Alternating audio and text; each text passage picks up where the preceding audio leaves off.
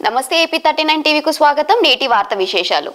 గుంతకల్ నియోజకవర్గం పామిడి పట్టణంలో ఎమ్మెల్యే గుమ్మనూరు జయరాం పర్యటించారు. ఈ సందర్భంగా ఎమ్మెల్యే గుమ్మనూరు జయరాంకు అడుగడుగున ప్రజలు భారీగా తరలివచ్చి ఎమ్మెల్యేకు బ్రహ్మరథం పట్టారు. ఈ సందర్భంగా ఎమ్మెల్యే పామిడి ప్రభుత్వ వైద్యశాలను సందర్శించారు. నూతనంగా ఏర్పాటైన ప్రభుత్వ వైద్యశాల అభివృద్ధి కమిటీ మెంబర్ల పూజారి లక్ష్మీదేవి, చిలకల రాజగోపాల్ను ఆసుపత్రి అభివృద్ధి పదంలో తీసుకెళ్లాలని సూచించారు. ఈ సందర్భంగా గుమ్మనూరు జయరాం మాట్లాడుతూ ప్రజల అభివృద్ధి కొరకు తాను అన్ని వేళలా అందుబాటులో ఉంటానని తెలిపారు. ఈ కార్యక్రమంలో టీడీపీ, బీజేపీ, జనసేన నాయకులు, కార్యకర్తల, అభిమానులు తదితరులు పాల్గొన్నారు.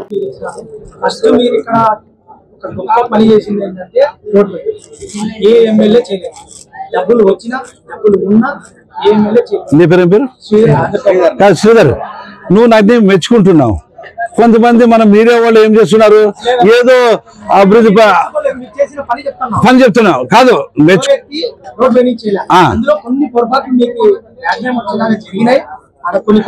అంటే కొంతమంది నేను ఏమన్నానంటే, కొంతమందికి లాలుచిపడి ఏదో నేను కొంచెం ఏదో కటింగ్ చేయకున్నట్లా అది అని అంటున్నారు. మరి అది ఎందుకంటారా అనేది నాకు తెలియదు. ఎవరైతేనే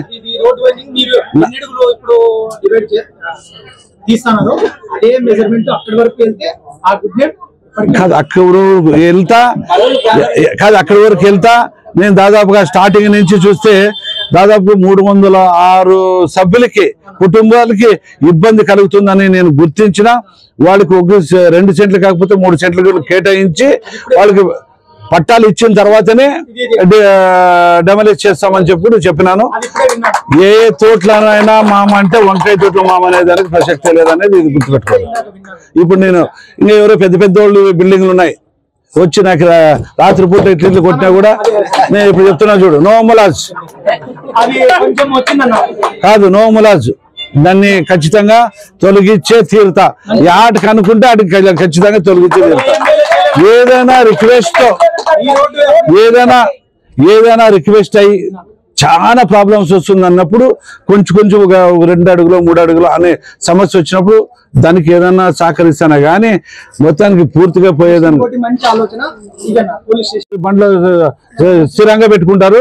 నేను ఎస్పీ గారితో కూడా మాట్లాడి ఆడ కాయగూరలు అయితే పొద్దున్న పెట్టుకుంటారు, రాత్రికి వెళ్ళిపోతారు. కాబట్టి మామూలుగా ఉండేదానికి ఆడ కాయగూరల మార్కెట్ అని కూడా రాపిచ్చి ఆడే ఉంటే ఎవరైనా వచ్చి ఆడే కాయగూరల మార్కెట్ చేసేదాన్ని కూడా చేస్తారు.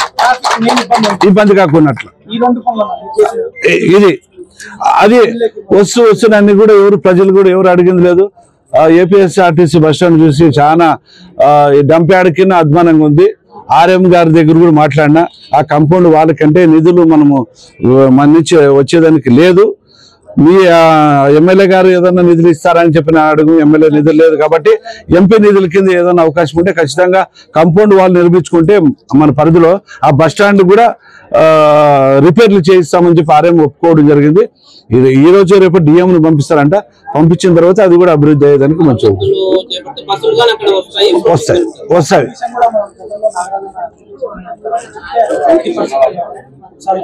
లేదు చెప్పిన ఈ రోజు డిఎం ఆర్ఎంతో మాట్లాడినప్పుడు ఇదే మాట చెప్పినారు. ఖచ్చితంగా చేస్తాం. కూడా మన ప్రభుత్వానికి ఛాలెంజ్ విషయం అది. మన నారాయణ కదా ఇప్పుడు నిందిది, ఆయన కూడా ఇప్పుడు చాలా ఛాలెంజ్ విషయం అది. అట్లా 2014 నుంచి 19 వరకు బాగా మంచి హై స్పీడ్లో అయ్యేది.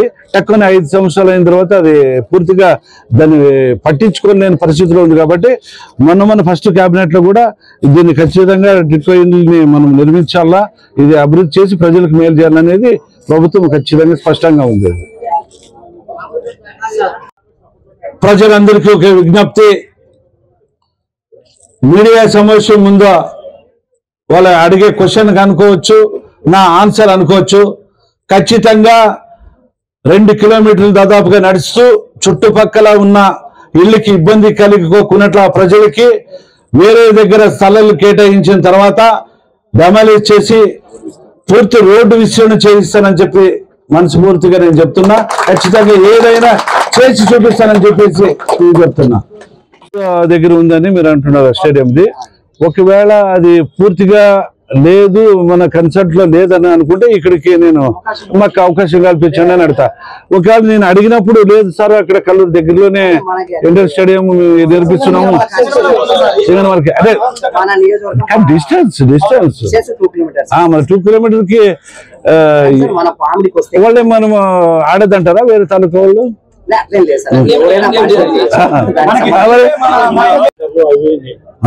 సత్యసాయి వాటర్ సఫిషియెంట్ గా పామిడి తీస్తూ కిందికి తీసుకుపోయేది. అదే ఇప్పుడు ఐఏబి వర్క్ 173 crores దీనికి సంబంధించింది కదా. నేను ఆల్రెడీగా నేను ఇది ఎస్టిమేషన్స్ కూడా నేను పంపించినాను మొత్తం అంతా ఆ పైప్ లైన్ ద్వారా. అది ఇంతకుముందు తెలుగుదేశం ప్రభుత్వం మన గవర్నమెంట్ లో ఉన్నప్పుడే ఇది కొంచెం డెవలప్ అయింది, దానికి మన ఆగిపోయింది. కాబట్టి ఇది లోకేష్ బాబు గారు పెద్ద ఆయనతో మాట్లాడినా సీఎం గారితో మాట్లాడినా దానికి సంబంధించిన శాఖ వాళ్ళతో కూడా మాట్లాడి నారాయణకి వస్తుంది అది. ఇప్పుడు కూడా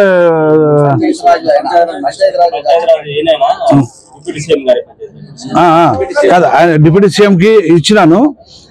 ఇంతకు ముందు ఉన్నింది ఆయనే ఉన్నింది, నారాయణ ఉండేది.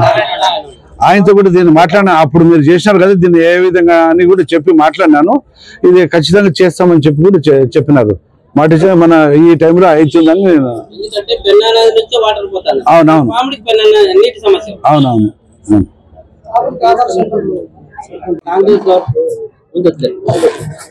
కాంగ్రెస్ గవర్నమెంట్ లో 2 కోట్ల వ్యయంతో టెక్స్టైల్ పార్క్ నిర్మించారు.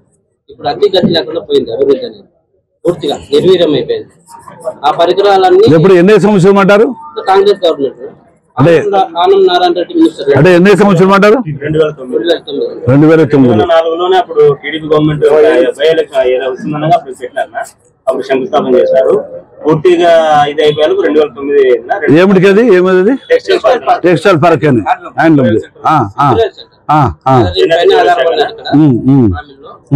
నిర్మించినారు కానీ డెవలప్మెంట్ లేదు. పరికరాలన్నీ నిర్వీర్యం అయిపోయింది. స్పెషల్ ఆఫీసర్ కూడా ఆయన హ్యాండ్లూమ్స్ అండ్ టెక్స్టైల్స్ ఏడీ గారి మండలానికి. ఇంకొకటి అంటే కుటుంబ మిషన్లు కూడా కొన్ని రాయదుర్గానికి ఎలక్షన్ ముందర పంపించారు, ఇక్కడి నుంచి అక్కడికి పంపించారు. ఉన్నటివి తీసుకుపోతున్నారు జనాలు, నైట్ టైం తీసుకుపోతున్నారు. కుటుంబ మిషన్లు కాంపౌండ్ పడిపోయినాయి అన్ని మొత్తం. దాన్ని ఎవరైనా బాధ్యతగా ఏ డిపార్ట్మెంట్ ఎవరు దాన్ని తీసుకోలేదా? ఇప్పుడు కలెక్టర్ గారు వచ్చి నైపుణ్యాభివృద్ధి శిక్షణ కేంద్రం ఏర్పాటు చేస్తామన్నారు కానీ ఇంతవరకు ఊసేలేదు. కేంద్రుడు కలెక్టర్ గా ఉన్నప్పుడు వృద్ధిలోకి తెస్తే టాలెంట్ పైన అందరూ ఆధారపడారు. అవును, ఈ పాముడిలో రాయదుర్గం ఎట్లుందో ఇది కూడా వన్ ఆఫ్ ది పాముడి. కొంచెం దాన్ని దృష్టి పెట్టి అదొకటి డెవలప్మెంట్ చేయాలంటే కొంచెం టాలెంట్ పైన ఉండే వాళ్ళంతా ఉపాధి దొరుకుతుంది. సరే రాంబాబు రాసుకుంటున్నావా? అసెంబ్లీలో కూడా మన పాముడి అని ప్రత్యేకంగా పాముడి అనే చెప్తూ ఇక్కడ డెవలప్ చేస్తామనేది కూడా మన ప్రభుత్వం ముందుకు ఉంది. మన అసెంబ్లీ సమావేశాల్లో పాముడిని కూడా టెక్స్టైల్స్ పెట్టేసి అభివృద్ధి చేపిస్తాము అనే దాన్ని కూడా ఉంది అని నా వంతు మీకు చెప్తున్నా. సరే, ఇప్పుడు చైర్మన్ గా నేను కూడా ఉన్నాను కాబట్టి ఇక్కడ డాక్టర్ గారు వాళ్ళందరూ ఉన్నది, దాని బాధ్యతలు వచ్చేటట్లు తాగునీటి సమస్య.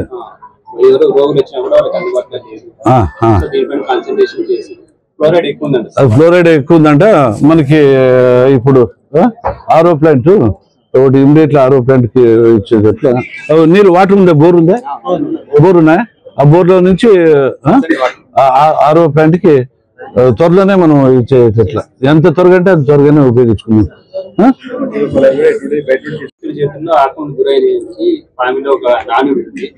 వీటిపైన ఫోకస్ చేసి ప్రధాన కాలంలో మనం తీసివేస్తే భవిష్యత్తులో చెన్నై తరహా వరద అనేది రావనేది నా ఉద్దేశం. సరే, ఇప్పుడు మీరు అడిగే క్వశ్చన్ కి దాదాపుగా 2 kilometers 3 kilometers నేను నడుస్తూ చుట్టుముట్టు ఉన్న సమస్యలన్నీ తెలుసుకుంటూ ఇప్పుడు ప్రధానమైన డ్రైనేజ్ ఒకటి ఆ సమస్య ఇప్పుడు బాగా చేసేదానికి కూడా గోపాల్ ఎంఈఓ గారు కూడా ఈఓ గారు కూడా ముందుకొచ్చి అభివృద్ధి చేస్తున్నారు. ఇంకా వాళ్ళు కూడా అక్కడ లోకల్ ఉన్న వాళ్ళు కూడా సహకరించాల. మనం అభివృద్ధి చేస్తామని మనం ముందుకు వచ్చి వాళ్ళు సహకరించకపోతే ఉంది. అయినా ఏది కష్టం వచ్చినా నాకు నష్టమైనా పర్వాలేదు, అభివృద్ధి చేసి చూపిస్తానని దాన్ని అంతా తొలగించి ముందుకు వస్తున్నాం.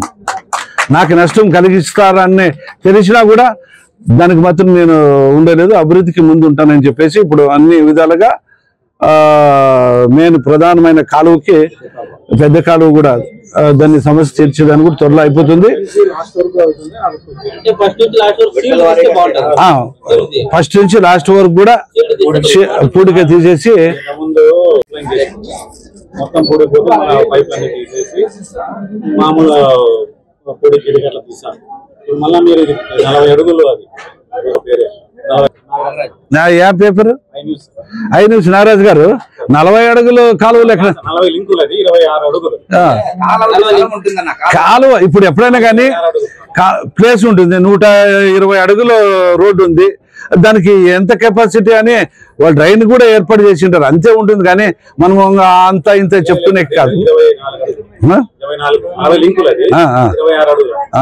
ఇంతకుముందు ఇటు నుంచి పొడికి తీసి అంటే మన భూములు ఉన్నాయి అవన్నీ 120 లక్షల పైప్ వేసారు, మొత్తం అంతా సీల్డ్ అయిపోయి ఇది ఆ సమస్య లేకున్నట్ల కిందికే డ్రైన్ లో పూర్తిగా డెత్ లో కూడా పోయింది.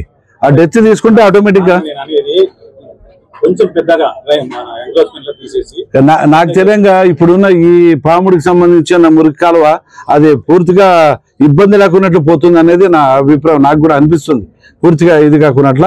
ఇప్పుడు మధ్యలో ఒకటి వచ్చింది, సేమ్ అదే లింక్ తోనే పోతుంది తీసేదానికి.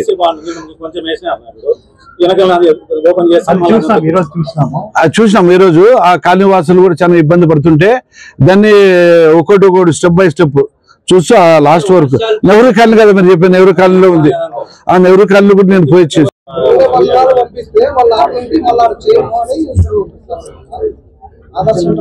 ఆదర్శం చూడు, అది పర్మనెంట్ ఆదర్శ సెంటర్కి ఏమో ఎట్లా చూడదు ఇది.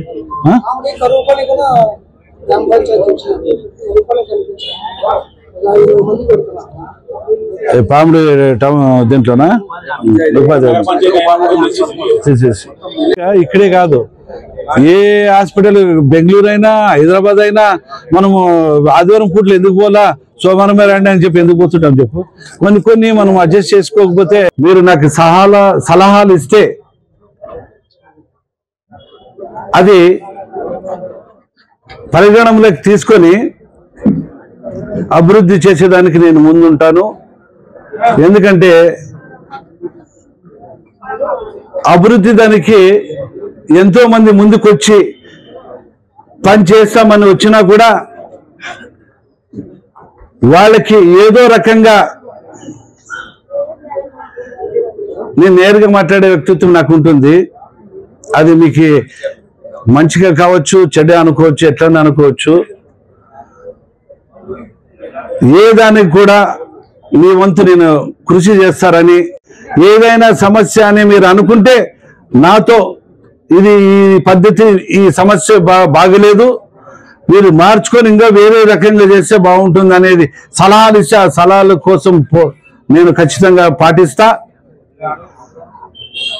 అభివృద్ధి అనే దానికి ఏ పరికరాలు కావాలా, ఏ వనరులు కావాలనే దానికి కూడా మీకు తెలుసుంటుంది. కాబట్టి మీరు నాతో కొన్ని సమస్యలు జరిగినా కాబట్టి మీతో నేరుగా మాట్లాడాలని ఈరోజు ఈ సమావేశం ఏర్పాటు చేసుకున్నాను. ఫస్ట్ పాయింట్, మీ అందరూ మీడియా సోదరులందరూ కూడా అభివృద్ధి చేసేదానికి ఏమేమి ఉంటే అభివృద్ధి జరుగుతుంది అనే దానికి మీరు నాకు క్వశ్చన్లు జవాబులు తీసుకుంటారని నేను మనస్ఫూర్తిగా కోరుకుంటున్నాను.